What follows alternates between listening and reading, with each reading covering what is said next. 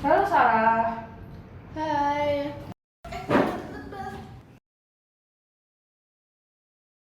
Physical distancing, Bel. Walaupun kasusnya udah menurun, kita harus tetap waspada.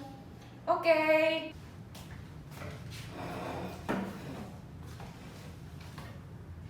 Gimana Sar, klien aman? Aman, tadi udah clear. Oh ya Sar, ada temuan baru loh di kasusnya pembangunan ruang kelas baru di SMK 1 ABC. Jadi dana yang menggunakan DAK, APBN dan APBD dalam pembangunan tersebut itu 100% udah digunakan. Padahal pembangunannya itu baru selesai 80%. Oh iya. Oke deh, aku coba nanti kaji ulang ya terkait kasus itu sebelum kita meeting online dengan Pak Fikri. Aku lanjut kerja dulu ya, Bel. Oke, semangat Sarah.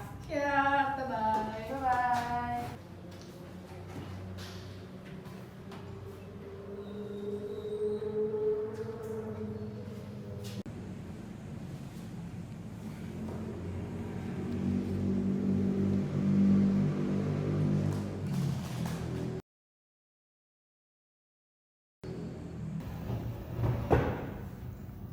Selamat malam rekan-rekan semua.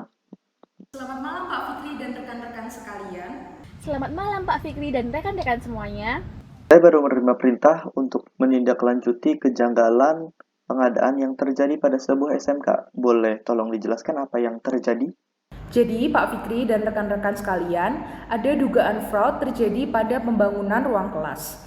Pembangunan tersebut secara fisik baru terselesaikan sebesar 80%. Padahal dana yang digunakan, yaitu yang berasal dari DAK, APBN, dan APBD telah 100% digunakan. Dugaan fraud ini terjadi di mana dan siapa saja pelaku yang terlibat? Izin menjawab Pak Fikri, kasus ini terjadi di SMK 1 ABC yang membangun ruang kelas baru. Pembangunan tersebut dilaksanakan secara swakelola. Berdasarkan LKPP nomor 3 tahun 2021, swakelola ini termasuk ke dalam jenis swakelola tipe 2. Diduga pihak-pihak yang terlibat yaitu ada pejabat pembuat komitmen atau PPK, tim pelaksana, dan tim pengawas dari kegiatan swakelola tersebut. Baik, lalu kapan fraud ini terjadi? Kami belum bisa memastikan kapan fraud ini terjadi, Pak. Yang pasti fraud ini dimulai sejak dokumen pendukung untuk mencairkan dana itu dimanipulasi.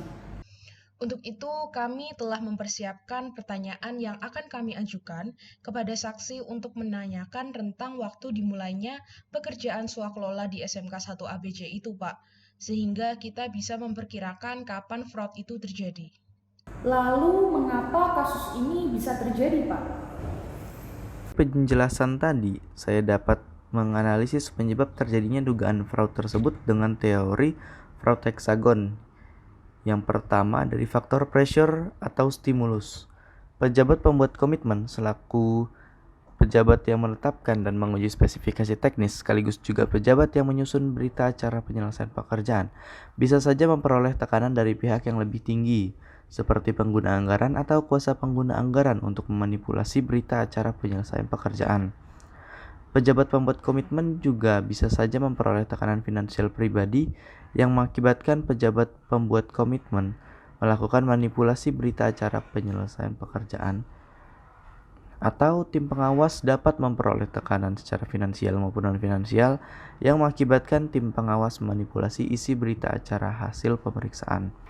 Dari faktor capability, PPK dan tim pengawas sama-sama memiliki kemampuan untuk memanipulasi laporan hasil pengawasan terhadap pengadaan yang dilakukan.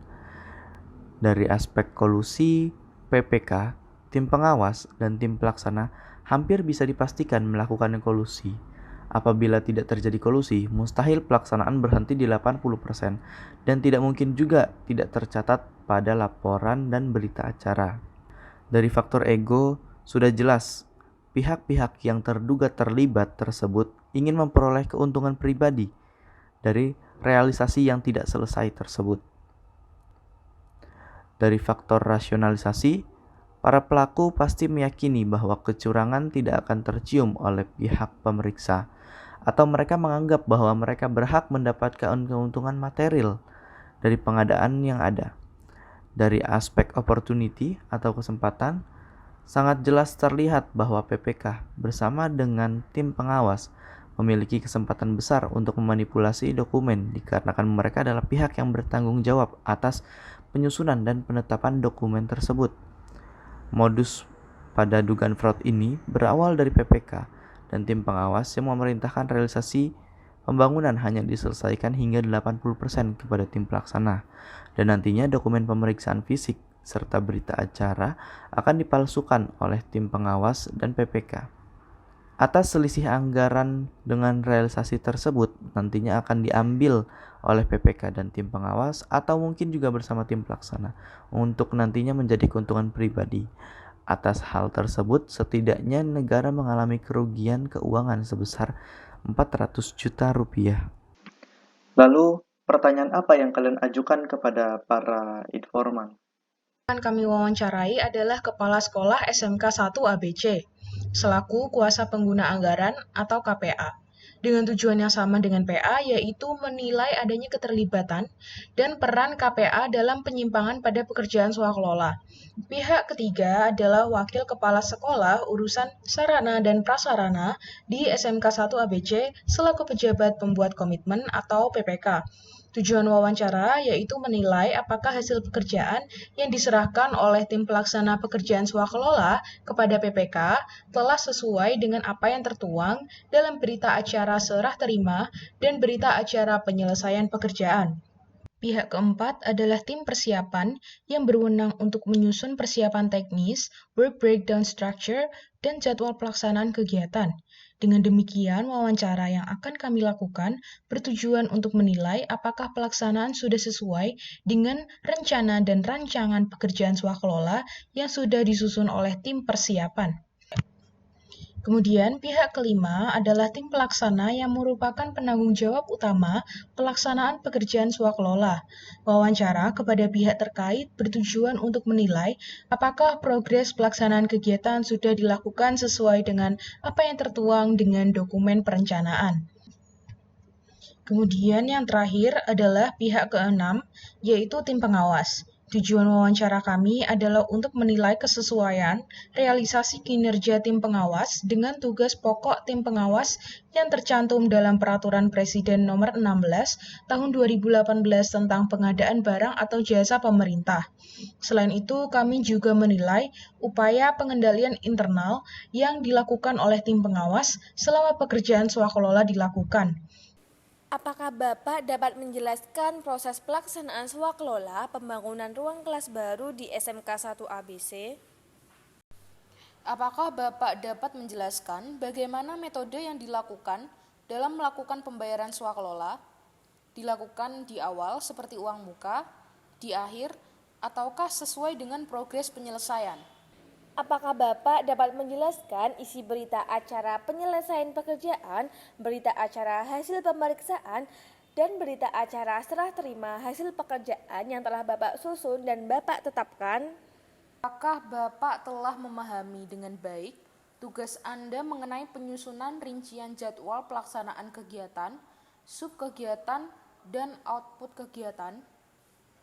Apakah Bapak mengerjakan pengadaan ruang kelas baru di SMK 1 ABC sesuai dengan isi kontrak swakelola? Apakah Bapak dapat menjelaskan kepada kami mengenai hasil pemeriksaan sebelum serah terima pekerjaan kepada PPK dilakukan? Apakah Bapak dapat memberitahukan detail penjualan yang dilakukan ke tim pelaksana?